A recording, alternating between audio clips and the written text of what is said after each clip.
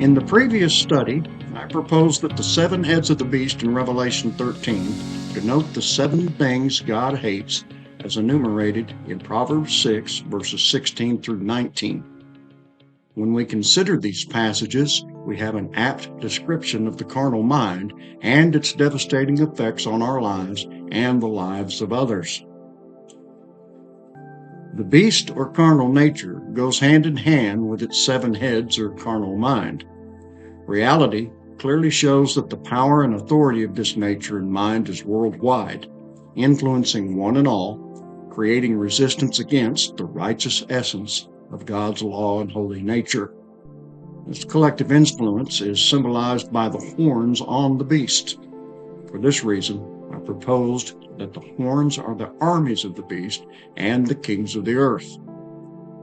Now, when I say armies, I'm not speaking of men and women in military service. Rather, I am speaking of the like-mindedness that underscores any collective and keeps it together. Think about it. We don't have to be in the same room with someone in order to agree with them.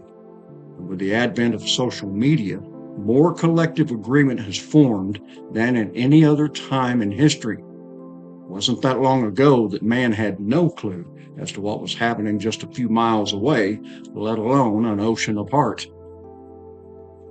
So, as a matter of understanding, let's come back to the natural reason for horns on animals. Google Gemini tells us that horns on animals serve a variety of crucial purposes, primarily related to survival and reproduction. These include defense, fighting for dominance and territory, attracting mates, and even communication. Horns are more commonly found in males, agreeing with the male component of the 7 kings. Take the 10,000-foot view and then tell me that the idea of horns is not adequate in describing man's overall carnal activity in the earth. Funny how we could pretty much sum up all of this in a few attributes, like defense, dominance, mates, and communication. All of this brings me back to the idea of the worship of the dragon and the beast. This is not worship in the sense of ritual and rote, but worship in the sense of an affection for. As Jesus said, where our treasure is where our heart will be. This is why I ended the previous study with 1 John 2:15 through 17. How did John say it? Do not love the world or the things in the world. The key component here is love. Love is where worship emanates.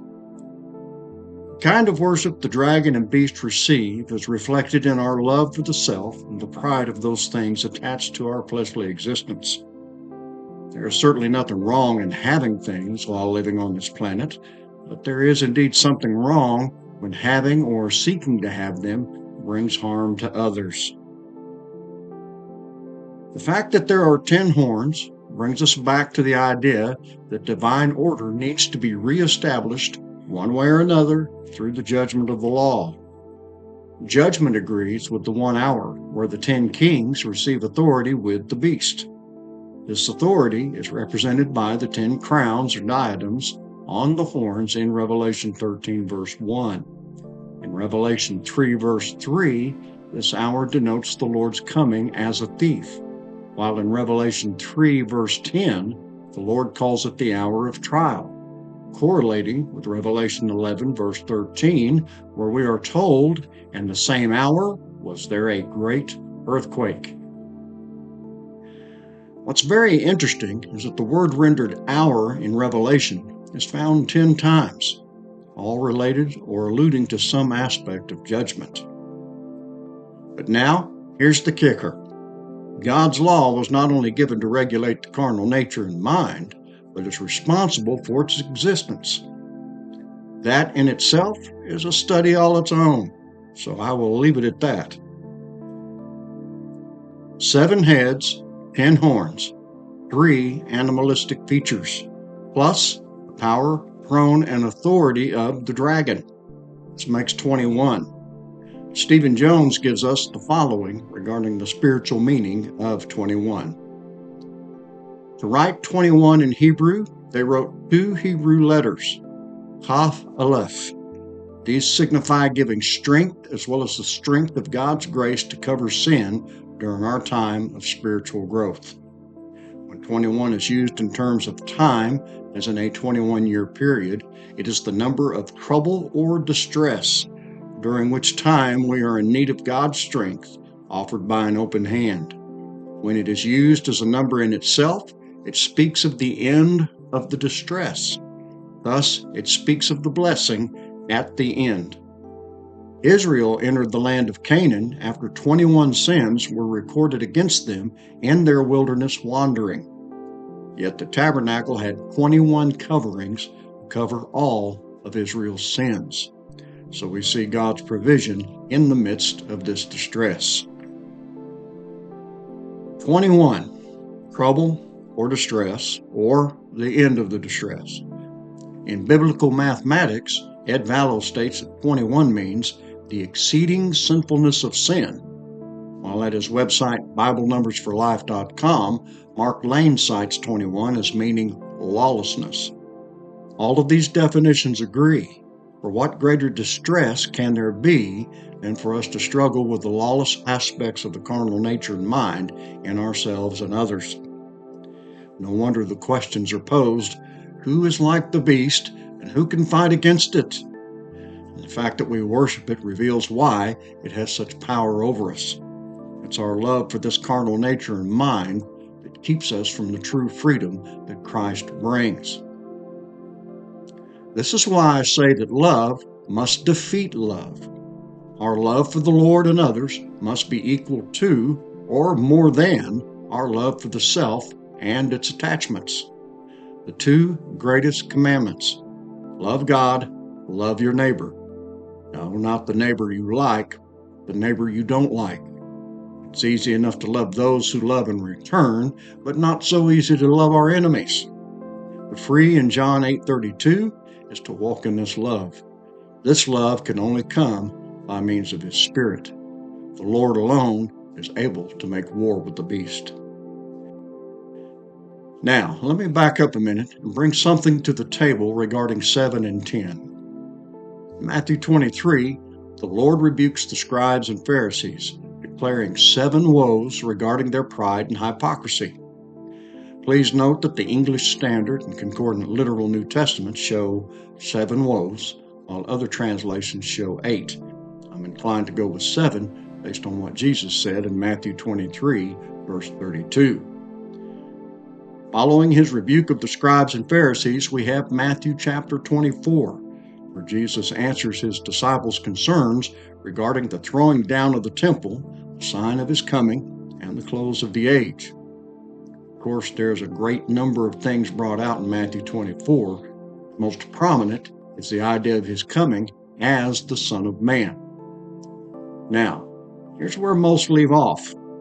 However, we must remind ourselves that we inserted the chapters and verses in the Bible. So, the end of the chapter is not always the end of the subject at hand. Such is the case with Matthew chapter 25. In Matthew 25, verse 1, Jesus presents the parable of the 10 virgins, stating, "Then the kingdom of heaven." The word "then" links what he is saying to what he said in the previous chapter. In other words, he's continuing his discourse on the coming of the Son of Man. So, then the kingdom of heaven will be like 10 virgins. Then when? In his coming as Son of Man. How many virgins? 10. Now, if that doesn't take the cake, Jesus follows with the parable of the talents, where the one given 5 talents makes 5 more, for a total of 10. What follows that? Parable of the sheep and goats. Is there a 10 there as well? There is, for Jesus speaks of the right and left hands. 2 hands, 10 fingers. Is all of this just coincidence, or might the 7 woes of Matthew 23 connect to the 3 parables of Matthew 25, giving us a good overall picture, if you will, of what is represented by not only the 7-headed 10-horned beast, but also the dragon? The 7 woes fit quite well with the 7 heads and the idea of the carnal nature in mind. while the three parables also fit quite readily with the idea of judgment as indicated by the 10 horns.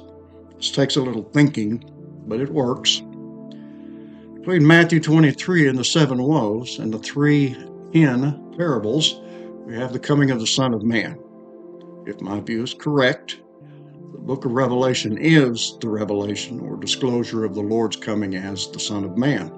Not a future event, but an ongoing reality that will culminate after every prophetic detail has been perfectly fulfilled. Now, here's the kicker, and I will close with this.